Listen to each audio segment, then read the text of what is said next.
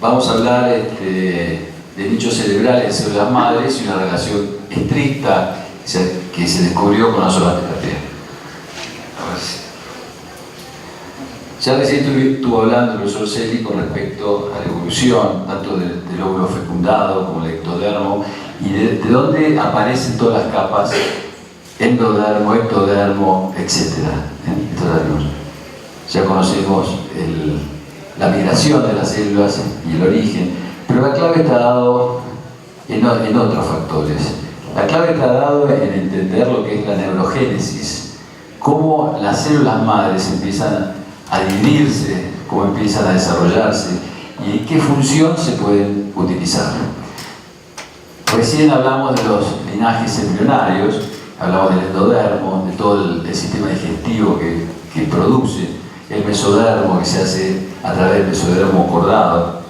Y en el mesodermo sabemos que tiene un origen en su capa de la gastrulación y tiene un origen del mesodermo precordado.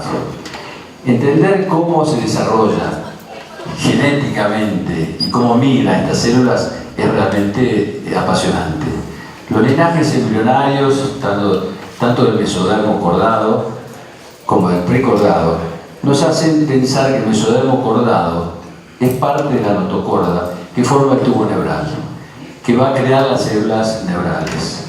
Sabemos que el ectodermo es la fábrica que cubre todo el cuerpo, pero nos interesa fundamentalmente las células del tubo neural, que son las que van a dar origen al cerebro, al retrocerebro, a los nervios espinales, retina, pituitaria, etc. Con estas imágenes de microscopía electrónica vemos cómo migran las células y las neuronas hasta lograr llegar a un objetivo final. Vamos a adelantarnos un poquito con las células adultas embrionarias para no describirlas ahí en detalle. Hubo muchas controversias con respecto al inicio de las células embrionarias. Se traían, sabemos, de fetos en principio y también a través del blastocito. Siempre se discutió que las células madres a partir de la médula ósea no tenían capacidad para transformarse en otro tipo de células y tener una función especializada. Hasta que en el 2007 se descubre la célula de cordón umbilical. Actualmente se estudia en el laboratorio, sabemos que se controlan con genes, con fibroblastos, y que tienen potencial de regeneración tanto de tejido cardíaco como cerebral. Se sostenía que el sistema nervioso central, al desarrollar su embriología, perdía la capacidad de neurogénesis, que todos los circuitos y neurotransmisores se veían agotados en un cambio neural preexistente. Pero se descubrió que las células neurales se podían producir a través de neuronas, de astrocitos, etc. Y que la región dorsal del tubo neural producía todo el sistema periférico. Es por eso que se empezó a estudiar cómo las neuronas se convertían en dendritas. Con microscopía electrónica podíamos ver los impulsos a nivel del sistema periférico. Y sabíamos, a partir del 99, que hay una descripción de Clark, que el cerebro genera nuevas células. Por supuesto, está estrictamente relacionado con todos los factores de crecimiento, con hormonas tiroides, etc. Por eso empezamos a investigar y vemos que se pueden regenerar células de Purkinje en cerebelo. Ellas están ubicadas en el bulbo olfatorio, sobreviven a varios tipos de subtipos in vitro y fundamentalmente se empezaron a estudiar a través de Sawamoto todas las lesiones de la médula espinal. Pero la clave está acá. Con esta imagen de la barrera hematoencefálica quiero detener un detalle en un minuto en los pericitos o las células de Roget. No son ni más ni menos que células endoteliales pequeñas que protegen la barrera hematoencefálica ante virus, ante bacterias, etc. Que están protegiendo la parte vascular. Se estudian estas células y descubrimos que estabiliza la hemodinámica de los vasos, que tiene funciones de supervivencia cerebral. Oxígeno produce una contracción de todas estas células periféricas y pericitarias. El dióxido de carbono la relaja y el ozono activa los pericitos produciendo óxido nítrico. Pericitos de una célula hipotalámica y se empezó a estudiar y se descubrió que estas células rodean la zona subgranular, talas en el giro dentado, en el hipocampo, y aparecían en gran cantidad posisquemia. Expresaban la leptina, que era un marcador de células progenitoras neuronales, y no había en la zona del tercer y cuarto ventrículo. Entonces, ¿qué hicimos? Adoptamos una técnica en la cual, a través de una punción ventricular, podíamos tener acceso directo a través del cuarto ventrículo al cerebro y evitar toda la parte vascular cerebral. Ahí ven en la imagen de abajo como a través de una punción que es sencilla, bajando a través del hueso occipital, uno puede ingresar perfectamente en el cuarto ventrículo. Los pacientes se llevaron a tomografía, se hizo la punción directa con una imperfección bien franca, y ahí hacíamos el implante de células. Por supuesto, sabemos que es el puntapié inicial, esto es prácticamente el futuro de la aplicación de las células madres, y estamos también orientados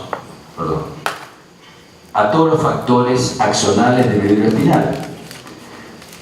Los factores neurotróficos derivados del cerebro sabemos que nos protegen en el trauma agudo cerebral. Pero para esto tenemos que saber que hay un programa ya establecido, genéticamente establecido, en las neuronas cerebrales. Cuando hablamos de ozono, también hablamos de factores de crecimiento, de la neurotrofina, y fundamentalmente apuntábamos a las lesiones medulares. Lesiones medulares que muchas veces están también relacionadas con los liposomas y con toda la muerte cerebral y neuronal programada. Como ven acá, esta es una imagen de microscopía electrónica de una mitocondria en su grado de apoptosis programada. Hablando de ozono, sabemos los factores claves, pero se estudian mucho las chaperonas moleculares, que son el plegamiento anormal de proteínas, todas las enzimas de regeneración de ADN, y como sabemos que el ozono reduce los radicales libres a componentes menos tóxicos. Esta es una imagen microscópica de una lágrima, y ahí pusimos todo el ciclo de ozono en las dosis bajas y altas. Existen factores diferentes al ozono, dentro del ozono, como son el kappa beta, que son factores que miden una respuesta autoinmune, que están activamente relacionados con el factor de necrosis tumoral.